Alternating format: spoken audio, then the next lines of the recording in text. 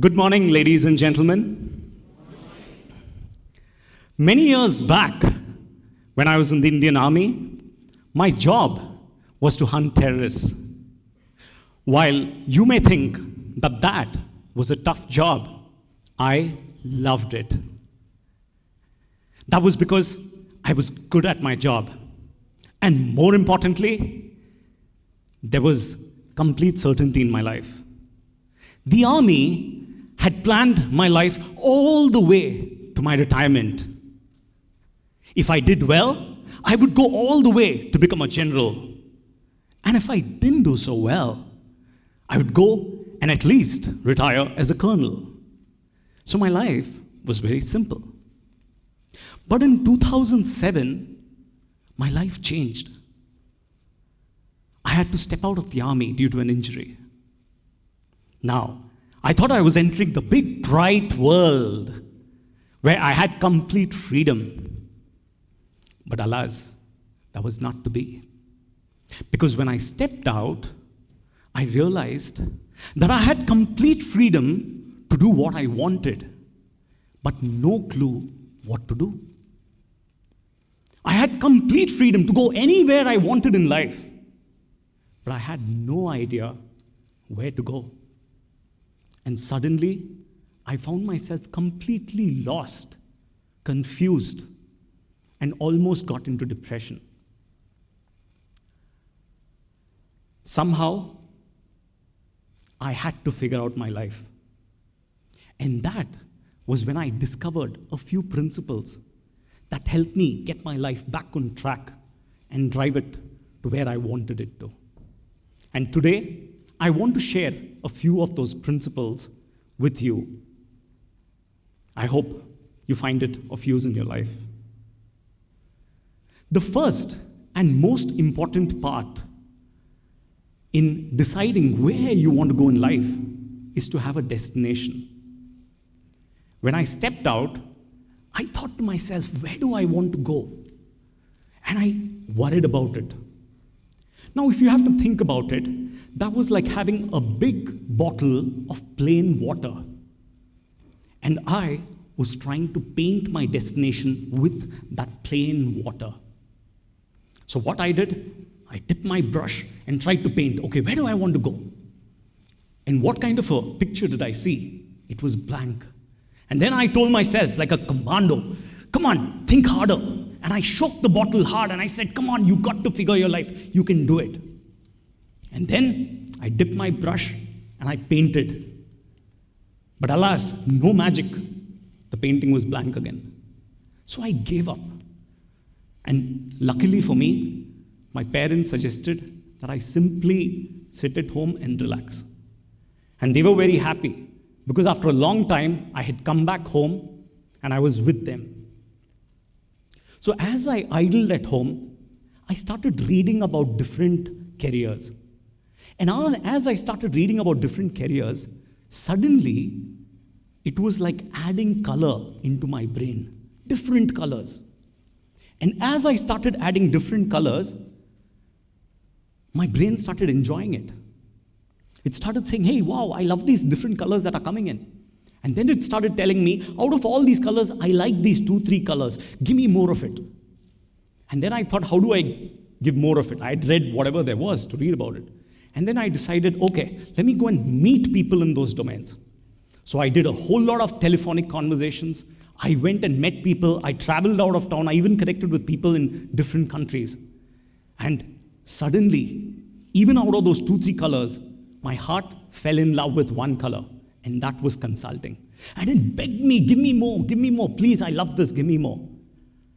And then I was like, okay, now what do I do? So I searched around, and luckily, I got a lucky break in a one-man consulting firm.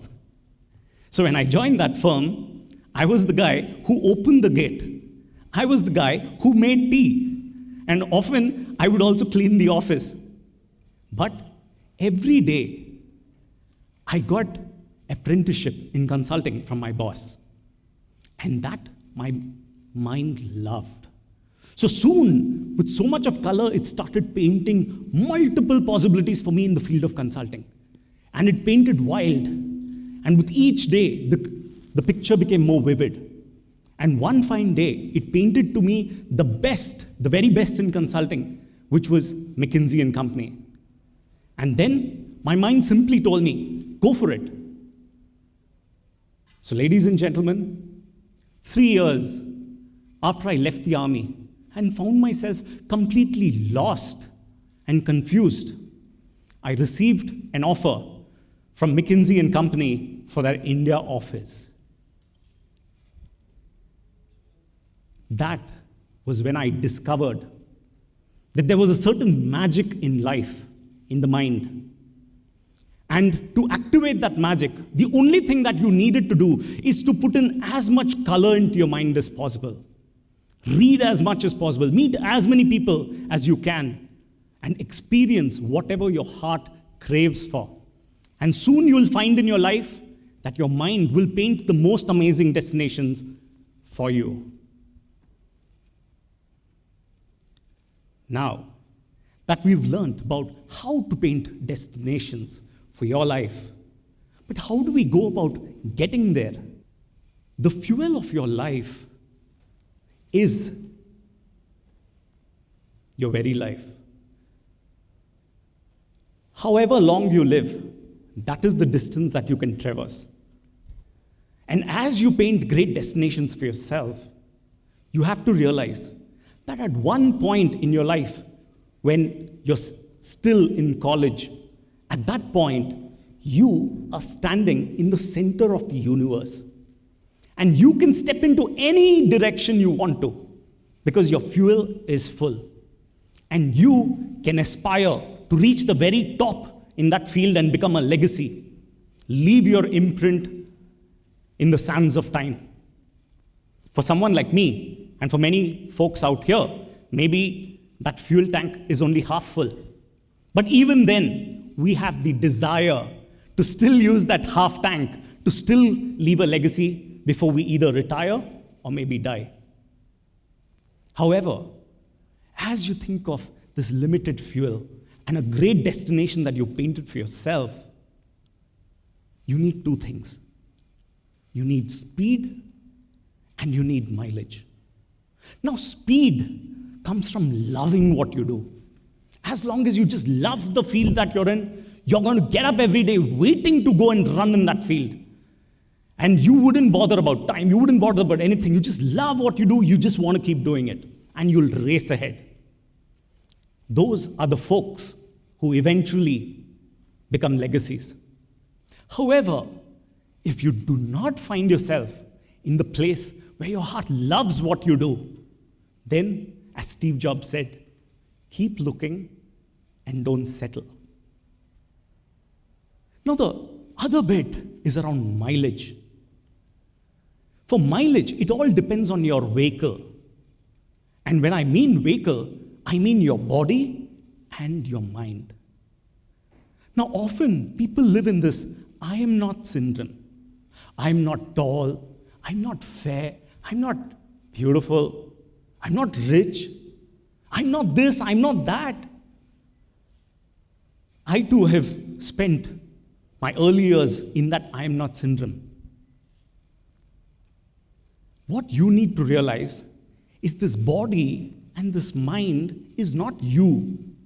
This body and this mind is your vehicle to take you to where you want to reach in life. And what you will realize is that when you take care of it, you may have been born with a Maruti, but if you take awesome care of it, and you cherish it, and you nurture it, then one day, as you go on your journey, your Maruti will become a Ferrari. The Modis, the Obamas, the Steve Jobs, or the Mother Teresas of the world are vivid examples of having been born in the I am not syndrome and having risen to show the world what mileage is. So that is what you could take for your mileage. Now, the last bit, we've spoken about painting the destination. We've spoken about driving in there with speed and mileage. And let's talk about the journey. When I was 17, I got selected into the National Defense Academy with a top rank, All India rank. And I was delighted. I was a star in my school, and I loved the attention I got, especially from the girls. But when I landed in NDA, it was as though I had just jumped into hell. The rigorous military discipline, the tough seniors, and the physical punishments, I got scared of it all. And suddenly, I wanted to run away from there. I was all alone. I just wanted to run away. And so I called my father, and I said, Dad, just get me out of here. I don't want to be here, please. And my dad said, okay, done. And true enough, a week later, I received a package, and I was delighted. So I told my friends, yeah, I'm getting out of here. See you guys. And I rushed into my room to open the package. And when I opened the package, I was stunned. The first thing that jumped out of me, out of the package, was a newspaper article saying Indian Army shot off 20,000 officers. And I was like, how do I care? The second was the copy of a Bhagavad Gita, The Warrior's Call for Duty. And I was saying, now what? And the last was a 3-page letter from my father. And it had a simple message. It said, my dear Deepu, my father fondly called me Deepu. He said, my dear Deepu, if you want to change your career and you want to become an engineer, or you want to become a doctor, or a lawyer, or anything in life, I'm going to come and I'm going to get you.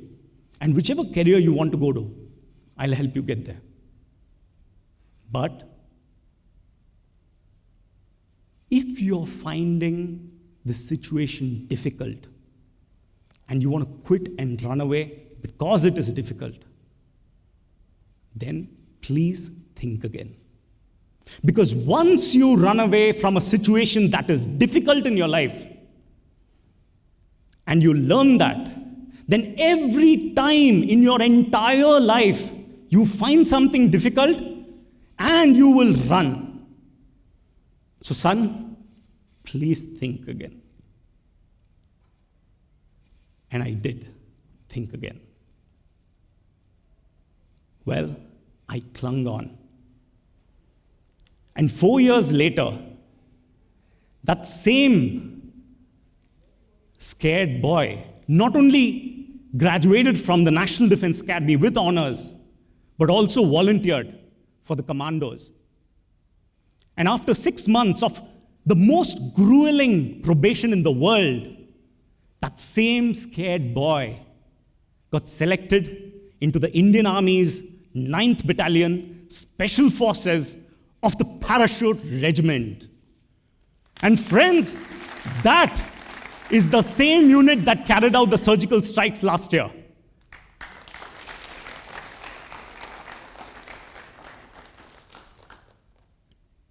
But did my journey end there? No.